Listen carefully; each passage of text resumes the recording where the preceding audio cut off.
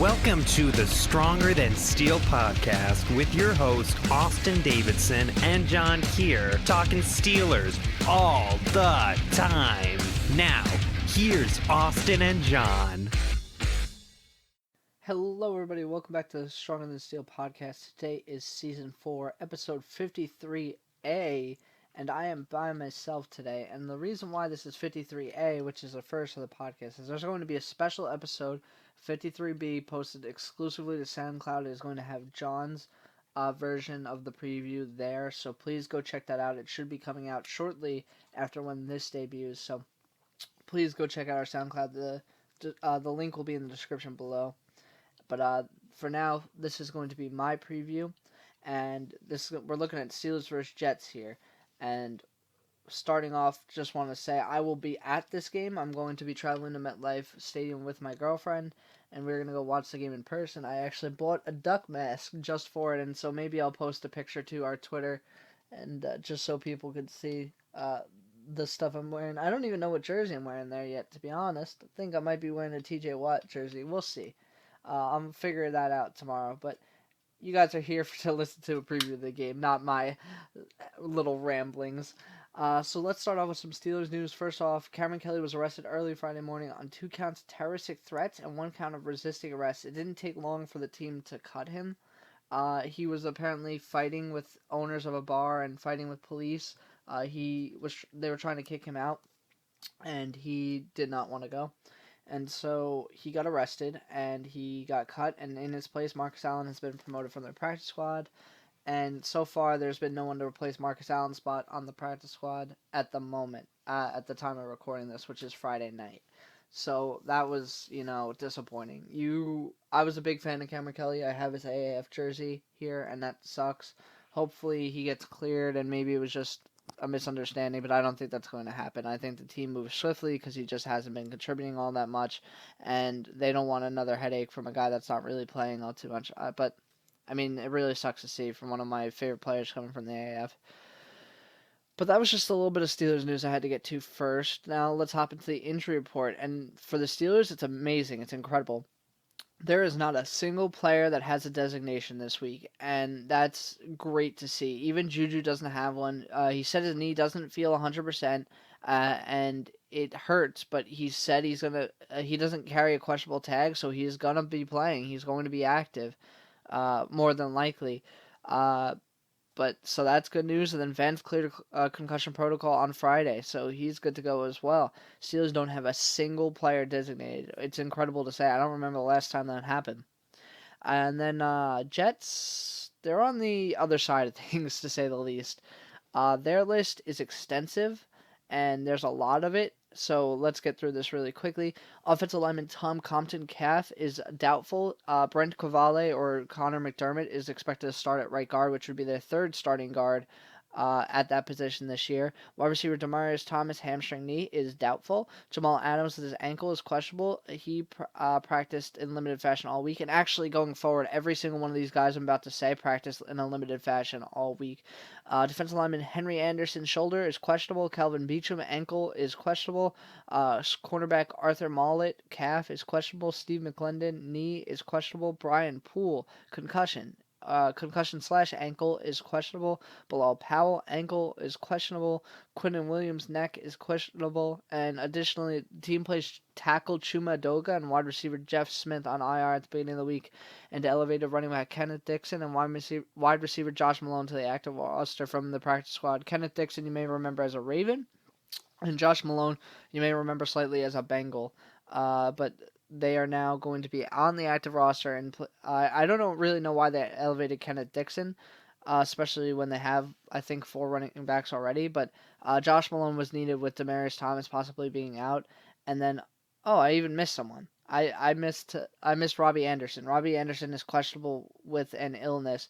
But so without Demaryius Thomas and possibly without Robbie Anderson, the team needed an extra wide receiver, especially after putting Jeff Smith on IR. He just got onto the roster last week and just immediately got hurt, so that's unfortunate for him. But so getting into this game, let's start with the Steelers' offense, because this is not good. You know what? I take it back. I want to start with the defense. The defense has possibly one of the easier jobs all year. There's not many offenses worse than the Steelers' offense statistically, but the New York Jets are one of those. The Jets score less points per game. The Jets have less yards per game. The Jets don't. The Jets give up more sacks. It's just these are known facts like that. The Jets' offense is one of the worst in the league. Granted, some of the stats are inflated from when the beginning of the year when Sam Darnold had his illness and he was kept out from playing. So there is that to keep in mind. But honestly, the offense hasn't improved much. Let's be real. The offense hasn't even improved that much. I mean, Luke Falk is not a good quarterback, but Sam Darnold hasn't been great either. He's not been playing great. You had that game where he was seeing ghosts, and it's just not going to be good. You saw him struggle against New England's defense, and Steelers' defense is one of the best ones in the league as well, so it's just not going to be good for him. And I mean, you have the problem with the offensive line being injured. You're having a third string guard starting on the right side for them, and that's going to be terrible. It's going to be a terrible matchup for them. The amount of sacks that they give up is pretty large, actually. I was kind of surprised, but anyway, the pass rush should be hitting home here, especially on the right side. But this is another game where I feel like anyone could really hit home. You know what I'm saying? Like it could be Cameron Hayward's game, it could be T.J. Watt's game, could be uh, could be Bud Dupree's game. Bud Dupree's been quiet for a little bit. It could be even be inside linebackers. But the Jets have given up 48 sacks on the year. That's the fourth most in the league, only behind Miami, Carolina, and Tennessee. That's it. They've given up 48 sacks, and now you have another guy coming in on the offensive line, and now you going against the number one sack defense. It's just going to be tough. And you look at that right side, and that right side is weak, and uh, even the tackles, they're injured. Like both tackles are on the injury report. I'm sorry, not both. Um, Only Kelvin Beachum was, but they're not even going to be at 100%, and they already weren't performing well. You have your probable best one is the one that's injured too, Kelvin Beachum, who came from the Steelers, of course. He's going to be injured, so it's going to be tough in this game. I don't really know what the Jets are going to do. I think the best thing for the Jets to do in this game if they want to win is they're going to have to use Le'Veon Bell what he was good at in Pittsburgh, and that is use him to block, use him to bring cover pass rushers because it's not looking good for the O line on their own. And thinking of Le'Veon Bell, the run game is going to be tough for the Jets to get started. They're just not. They haven't been good, and it's again the offensive line has been terrible for them. It's not been just the offensive line. Le'Veon Bell hasn't been great, but you still wish if you're a Jets fan, you wish that it was a little bit better, trying to make a little bit plays. But this also there's a scheme problem. Adam Gase hasn't been using Le'Veon Bell correctly, in my opinion. He hasn't been using him like the Steelers used him, like a workhorse, and where they threw down to him and just let him run with the ball because he's most dangerous with the ball in his hands, especially as a pass catcher. But they haven't been using him like Pittsburgh did, at least not as effectively. So he's really been struggling this year. I mean, you look at how many yards per game the Jets are getting, and it might be I don't even know. It's worse. It's worse than their passing game. They're 31st for rush yards per game. So that is something that shouldn't be affected by if Sam Darnold was out or not. I mean, maybe a little bit because you don't respect them throwing with Luke Falk or Trevor Siemian, but they're averaging 77.6 rush yards per game. That's terrible. As a whole, like this, if this offense, I'm saying it now, if this offense scores more than 17 points, it was a failure. And honestly, I'll lower it a little bit. I'm gonna say more than 16, because they shouldn't be able to get two touchdowns in this game, at least not offensively. If the defense gives up more than 16 points, this was tragic because this offense should not be able to do it. They just don't have the weapons. Like their wide receivers are hurt. Their best wide receiver is probably Robbie Anderson, and he's just not been having a year that he's had in the past. Jamison Crowder's been okay at times. He's flashed. Demarius Thomas, I haven't even heard anything from, if I'm being straight up honest. But and then as a whole, like their tight end has. I feel like the Jets throughout history have never had a good tight end, like ever. And like they finally had one that I liked, which is Herndon, and he's been hurt. Then they just put Ryan Griffin on IR, and now I don't even know what tight end they're starting. If I'm being honest, like the starting tight end is going to be rough for them, so they don't really have anything going for them on offense. And then you just look at what the Steelers have. You see the cornerbacks. You have Steven Nelson, Joe Hayden, and Mike Hilton. And this is something that needs to be said is there's no one that's injured for the Steelers. I mean, everyone's injured. Everyone's tired. It's the end of the year. It's everyone's body's wearing down, but no one's injured where it limited them in practice enough to get an injury designation. So the Steelers are the healthier team too. So you have healthy guys going up against a team that had 11 on their injury report. Like that's over 10% of the team there. But uh, I'm sorry, 20%. I can't even do math. But regardless, it's just you look at them going up against Joe Hayden, Steven Nelson, and Mike Hilton. It's just rough. And like even if one of those guys goes down and you have to put Cameron Sutton in there, like it's still better than what the Jets got right now. And then you just add in Minka Fitzpatrick. The only thing that you could attack is maybe Terrell Edmonds with Robbie Anderson. I feel like there's been a little bit of breaks in coverages, and a speedy wide receiver like Robbie Anderson might be able to expose that. But like I just don't have hope for that. Like if I was a Jets fan, I wouldn't have hope for it. It just doesn't feel like the Jets are going to be able to put up points. That many at least. They're not going to be getting many opportunities. They're going to have to rely on their defense, and that's where I switch over for the defense here.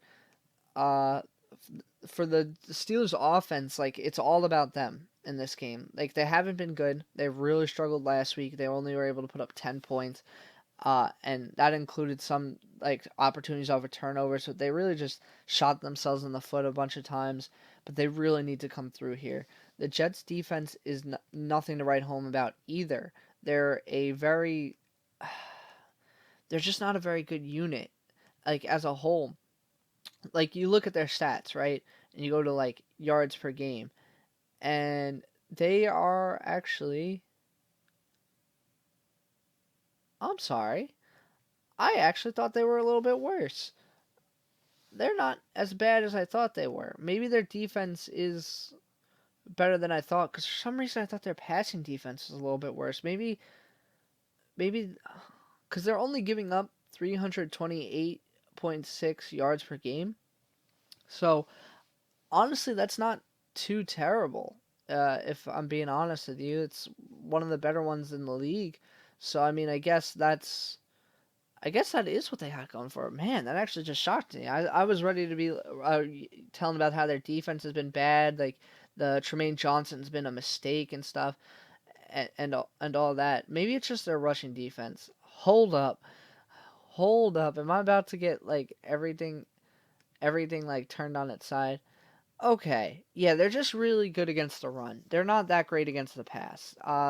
They give up 239.9 yards per game in the passing. So they're better against the rush, and that's what I was thinking. I was thinking that their cornerbacks aren't that great, and they've been playing without Jamal Adams, so their safeties haven't been all too great. I like Marcus May.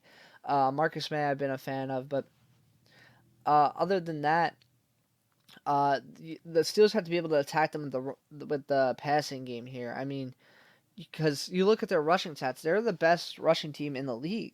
It's the second best. I'm sorry.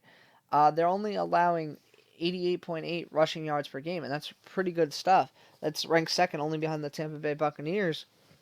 And it gets even better. Like compared to the Buccaneers, they're only allowing 3.3 yards per carry. The Buccaneers are allowing 3.4. So take that as you will.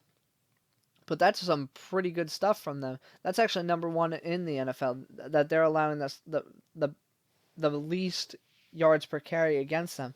So the Steelers are going to have to actually rely on Devlin Hodges, or maybe if he's struggling, it might be Mason Rudolph. And we discussed this on the last podcast, but honestly, I would hope not to see Mason Rudolph. I'd rather put in Paxton Lynch. If you're going to try for something new, if you're going to try and create a spark, I'd put in Paxton Lynch first, because, I mean, at least you don't know what you're going to get. I mean, unless they really think Mason Rudolph has shown stuff in practice that he's improved, I don't see the reason you would bench Devlin Hodges. So Devlin Hodges got to come in here and attack them. He's got to attack them with his weapons, and that includes Juju, that includes James Washington, that includes Deontay. Like, everyone's at disposal now. We have everyone. Maybe Juju's on a snap count because his knee hurts, and he's going to be in pain a little bit because he said he's hurting, it's still weird that he said he hurts, but, like, he doesn't get a tag at all. I guess it just doesn't hurt enough. But regardless, a little bit of a tangent. It just seems like that these guys are going to need to step up. Like, it's just how it's going to be. Like, and it's a lot of pressure to put on Devlin Hodges. Like, that Devlin Hodges specifically should have to win this game based on how the Jets have played. But I believe in him. I still believe in Devlin Hodges. The 4 touchdown performance was bad, but there were still some things from that were good. You could tell he doesn't have the arm power to really throw it, to really send a rock down the field. But something that I noticed is he really doesn't attack in between 10 to 20 yards downfield in the middle of the field. He needs to be getting to his tight ends and attack in the middle of the field with those guys. He needs to use Vance and Nick for that. I don't know what the problem is. I don't know if he's just like not understanding the coverages or it's just been really unfortunate. But fun fact, he has not thrown a pass anywhere in between the hashes from the 10 to 20 yard line. 10 to 20 yards downfield since taking over. So he needs to be able to attack the middle of the field. This is why the Steelers have been limited on their offense. And you can't attack every part of the field, even if it's a bad opponent. Like, it's just not good. Like, they should have been able to do that against the Cardinals at the very least. So I'm hoping for Devlin Hodges to start throwing down the middle of the field, being able to see a little bit of being able to read zone coverage and stuff like that, and use his tight ends a little bit more. I felt like Devlin Hodges hasn't really used his tight ends up until last game where he threw to Vanette, I believe 8 times, but Vanette caught 5. But regardless, so I want to see him attacking the middle of the field to really wear down the Jets defense. And I'm not saying not to rush at all, because I think that with James Conner now being fully healthy, I think you still got to use him, and think maybe the Jets just have gotten lucky with their matchups. I wouldn't be sure. I know that I know that some teams have blown them out so much that they end up rushing, and so to be able to still have like the number 1 best rush defense in the league is still pretty incredible stuff.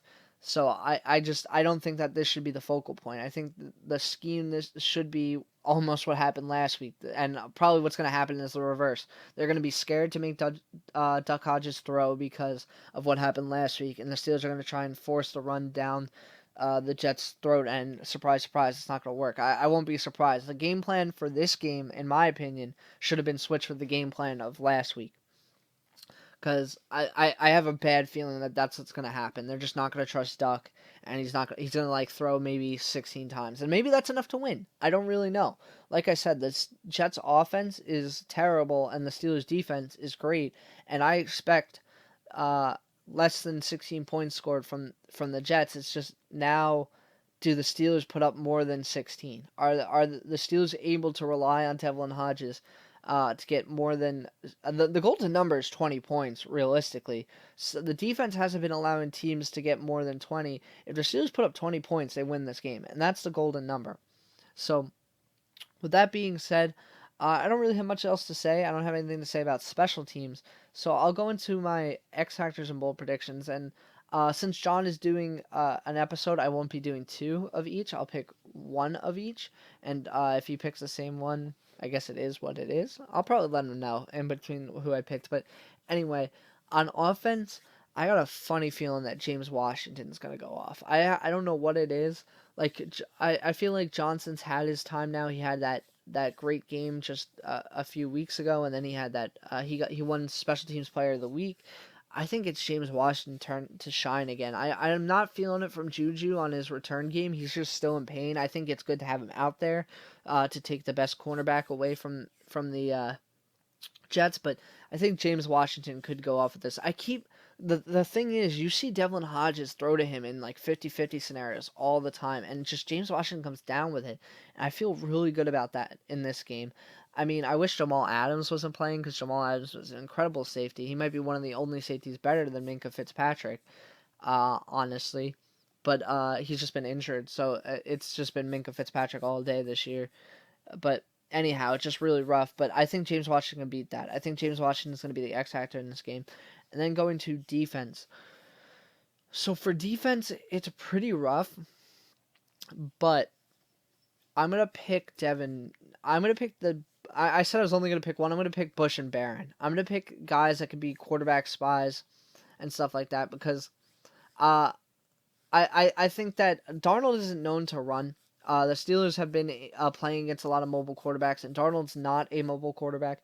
But I don't want the Steelers to be outsmarting themselves and letting something like that happen. I remember like 3 years ago when Tom Brady was running all over them because they were just the coverage wasn't the coverage was great, but down the middle was wide open and the linebackers letting it go. And that's what I have a weird feeling about that in that game. So I'm gonna pick those guys to make sure to contain their gaps. It's not just against the Sam Darnold scrambling, but I want to see them good against Le'Veon Bell, and I want to see them good against any running back that's put back there to contain the gaps and make sure nothing happens. So those are going to be my X factors. Now for bold predictions, my first bold prediction is that James Washington gets 2 touchdowns in this game, and along with those 2 touchdowns, has 2 catches of over 20 yards. 25. 2 catches over 25.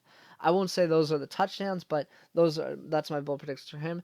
And then on defense, I'm going to say that every inside linebacker one of the 3 starting inside linebackers gets a sack. So that's Barron, Bush, and Williams get a sack in this game. So those are my bold predictions. And now we're going to take a break, step back, and we're going to talk about Week 16 as a whole. And we're going to go to our Pigskin Pick'em section where we're going into a week 16 that we now have Saturday games. So on Saturday, we have Texans Bucks, Bills Patriots, and Rams and 49ers. So starting with Texans and Bucks, the Houston Texans are favored by 2.5. I'm picking the Texans to cover, and I'm kind of surprised that the line is even that close. I mean, Mike Evans is on IR, Chris Godwin's not playing. I'm picking the Texans to cover all day, baby. Bills at Patriots, New England is favored by 6.5. Patriots cover. I think that the Patriots are going to come out into this game and play better than they did last time. I was surprised with how the Bills. I was surprised with how the Bills came out and played last time, but I just don't think that's going to happen again. I think Patriots are able to win by just a touchdown. Then Rams and 49ers. San Fran is favored by 6.5. And this is stupid, but I'm picking the Rams plus 6.5. The 49ers have played bad as of late. I don't know why, and the Rams are very, very hit or miss. Like, they could get blown out, or they could win a pretty nice one. I'm going to pick the Rams plus 6.5, and I don't feel confident about that at all. It's just like a funny feeling. I had to go with my gut. Jags and Falcons. Falcons are favored by 7.5. This is Sunday. We're going to Sunday, by the way. And I'm going to pick the Jags plus 7.5. This is another one I don't feel good about, but it's more of a gut feeling. Atlanta just won really big one against the 49ers, and they won some big ones against the Saints early on and the Panthers. So it feels a little bit dumb to be doing, but I just have a feeling that the Jags are going to come out and play well in this game after coming back on the Raiders last game. So that's Jags plus 7.5. I'm sorry. Oh no, never mind. I was about to say that was a Saturday game too, but it's not. It is a Sunday game. But the damn Tank Bowl is on Sunday, boys. Bengals at Dolphins. Dolphins are favored by 1.5 points, and give me the Bengals plus 1.5. The Bengals have been playing well as of late. So the Dolphins, really, but I think the Bengals are going to be able to play better and be able to win this one on the hands of Joe Mixon. I think that he's going to be able to rush all over them, hands and legs, I should say. But so Bengals plus 1.5. Ravens at Browns. Baltimore is favored by 10.5. Oh, Ravens want this. Steelers fans should be rooting for this. Ravens cover. If the Ravens win here, they clinch a first seed throughout the entire playoffs, and they could bench starters starting week 17 if they so choose, and that's when the Steelers play them, of course. So we want the Ravens to win here since the division is out of the Steelers' hands. So Ravens cover. That being said, Saints at Titans, New Orleans minus 2.5. This is another important game to Steelers fans. Everyone's rooting for the Saints to win, and it actually looks pretty good. Adoree Jackson is out. Adam Humphries is out. Unfortunately, Derrick Henry doesn't have an injury designation, and that was a big deal last week that he wasn't able to finish the game for them. But I'm still going to pick the Saints to cover. The Saints are just hot, and I feel like with the Titans' injuries, the Saints should be able to capitalize and win. I'm going to pick the Saints to cover. Panthers at Colts. Indianapolis is favored by 6.5. The Panthers have a new quarterback. It's tough because I feel like a new quarterback could mean anything. It could come out and surprise Colts as the Colts aren't ready. Maybe they watch enough tape to know what Will Grier is like in college, but maybe the Panthers change it up to have Will Grier play a little bit differently, and we see some greatness, or maybe we just see another terrible rookie quarterback outing on their first time. I'm gonna pick the Colts to cover. I think that we're not going to see a great outing from Will Grier. I'm pretty confident in John's evaluation of Will Grier, so I'm going to pick the Colts to cover. Giants at Redskins. Redskins are favored by 2.5, and the Skins have just been playing really well as of late, so I'm going to pick them to cover. The Giants are going to be starting Daniel Jones again, and he's just a turnover machine, so I'm going to pick the Skins to cover here.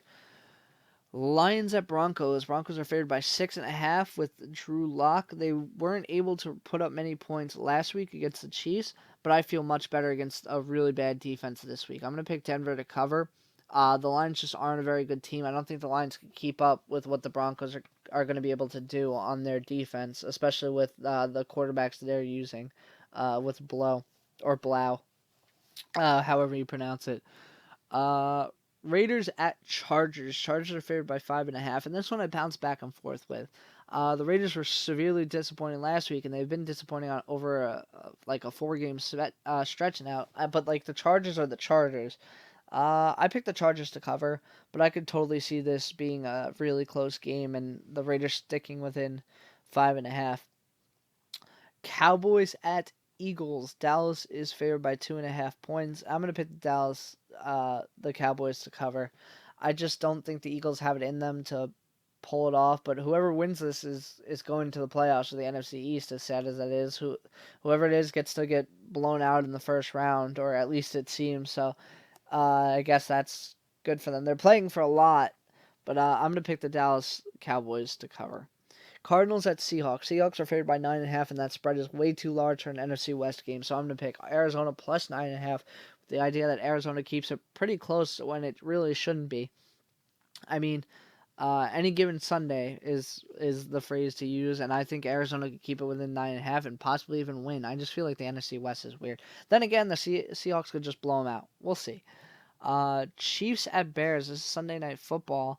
I have the Chiefs covering. I know Trubisky's been playing better as of late, but I just feel like the Chiefs' defense has also been playing better as of late, and the offense is still the same. So I'm gonna pick the Chiefs to out. I'm gonna pick Patrick Mahomes and the Chiefs to outscore Mitchell Trubisky and the Bears.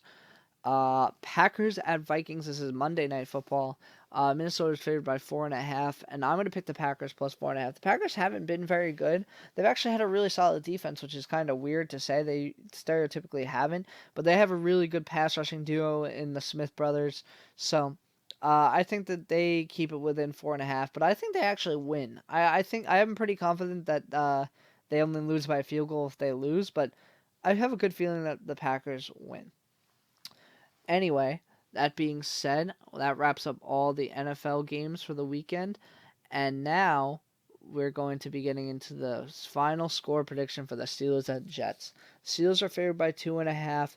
With all things considered, the Steelers' health compared to the Jets' health, how the offenses play and how the defenses play, I'm going to pick the Steelers to win 26-17. I think that the Steelers put up points on the Jets, even though they're going to be hard to rush against. I have a good feeling that Devlin Hodges is going to have a bounce-back game. He watched probably a lot of tape, tried to understand, and I feel like he's going to be able to use the middle of the field here. And I just feel like overall the Steelers have the better, healthier team. There's a chance that the Jets get shut out. I could see that. Let me put it this way: I think there's a better chance the Jets put up 0 than the Jets put up 23. Like, I don't think that the Jets are going to be able to put up that many points in this game. And anything over 16 is a failure. So I am saying that the defense is going to fail here in this sense. Or maybe the offense throws a costly pick, and that's maybe like a pick 6. But it still would be a tragedy. But, I mean, a win is a win, and this would be great coupled with a Titans loss. That would be basically perfect. But yeah, that really wraps up this episode. If you have any questions, comments, concerns, we're going to leave our social media in the description below. So you guys can go check those out. You can go talk to us there, or you can just leave a comment on SoundCloud or YouTube, whatever you prefer. So you guys have been listening to the Stronger Than Steel podcast, Season 4, Episode 53A. Everybody, have a good night and go Steelers. I'll be there. Woo! You have been listening to Stronger Than Steel podcast. Thank you for joining us today, and don't forget to check out our website listed in the description below.